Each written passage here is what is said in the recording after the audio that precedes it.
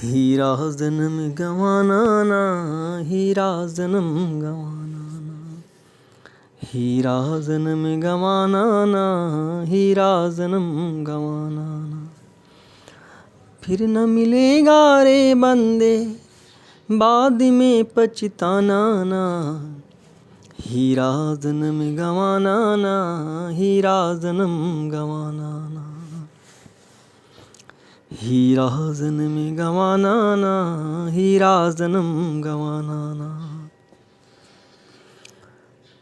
प्रभु की बहुत मौज हुई है तब जाकर के ये हमारा हीरा सा जन्म मनुष्य मिला है। और इस मनुष्य जीवन में आकर भी हम अगर प्रभु का भजन ना करें तो हमें बहुत पछताना पड़ेगा। बहुत प्रभु की कृपा हुई है तब जाकर के हमें ये हीरा जन्म मिला है। अगर इसको गंवा दिया यूं ही तो बाद में बहुत पछताना पड़ेगा। हम लोग समझ नहीं पा रहे हैं कि ये जीवन क्यों मिला है। ये जीवन सिर्फ खाने के लिए नहीं मिला है, सिर्फ भौतिक सुविधाओं में लिप्त हो जाने के लिए नहीं मिला है। भगवान ने जीवन दिया है तो आपको भौतिक सुविधाएं भी दी है, ठीक है। मनुष्य जीवन में ही सब चीज़ को हम अर्जित कर सकते हैं। भौतिक सुख सुविधा के साथ साथ आध्यात्मिक सुख को भी अगर हम प्राप्त नहीं कर पाए तो ये जीवन मेरा अनर्थ हो जाएगा, बेकार हो जाएगा। इसलिए जीवन में आध्यात्मिक सुख को अगर हम जब तक नहीं प्राप्त करेंगे हमारा जीवन सफल नहीं होने वाला है। प्रभु ने हमें भेजा ही है कि आप भौतिक सुख के साथ साथ आध्यात्मिक सुख का भी आनंद लें। और जब तक आध्यात्मिक सुख का आनंद नहीं लेंगे हम तब तक ये भौतिक सुख के आनंद की जो प्रवृत्ति है वो ख़त्म नहीं होगी।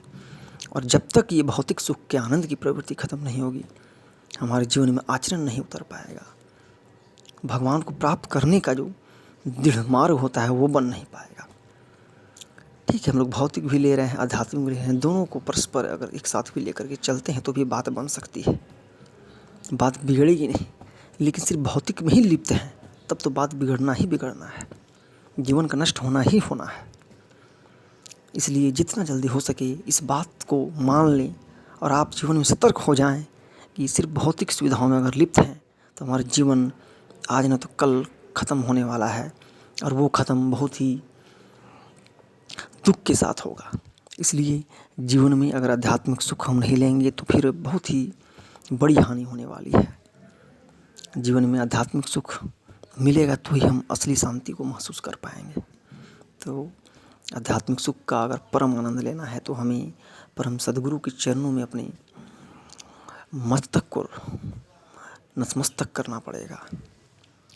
तब जाकर के हमें आध्यात्मिक सुख का आनंद मिल पाएगा। सबसे पहले आप लोगों ने सुना ही है, प्रथम भक्ति संतन करे संगा। अगर संतन का हम संग नहीं करेंगे तो आध्यात्मिक राह खुलेगा नहीं, आध्यात्मिक लक्ष्य दृढ़ नहीं होगा, आध्यात्मिक ज्ञान जागृत नहीं होगा। तो प्रथम पूजा है संतन।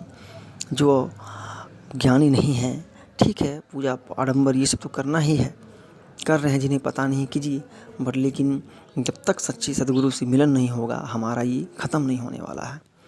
हमारा आध्यात्मिक ज्ञान का बीज उपजेगा नहीं जब तक हम सद्गुरु से नहीं मिलेंगे। तो जीवन में सिर्फ भौतिक सुविधाओं के पीछे ना पड़े रहें, हमें आध्यात्मिक शिक्षा, आध्यात्मिक ज्ञान की ओर अग्रसर बढ़ते रहना चाहिए। आध्यात्मिक ज्ञान ही हमें परम आनंद दे सकता है। हम किसी भी अवस्था में रहेंगे तो आध्यात्मिक सुख के माध्यम से अपने आप को शांत रख पाएंगे। जीवन में नेगेटिविटी नहीं आएगा, हमेशा पॉजिटिव के साथ हम रहेंगे।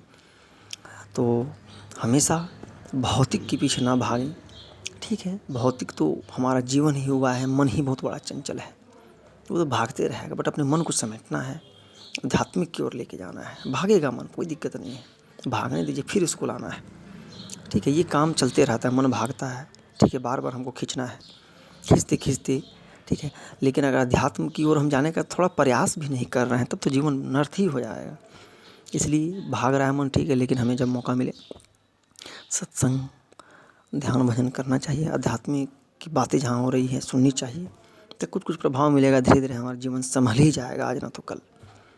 इसलिए घबराने वाली बात नहीं है, मन तो चंचल है, विचलित होगा ही। इसलिए बस प्रयास करना है हमें अच्छे की ओर जाने का। श्री सद्गुरु महाराज की जय।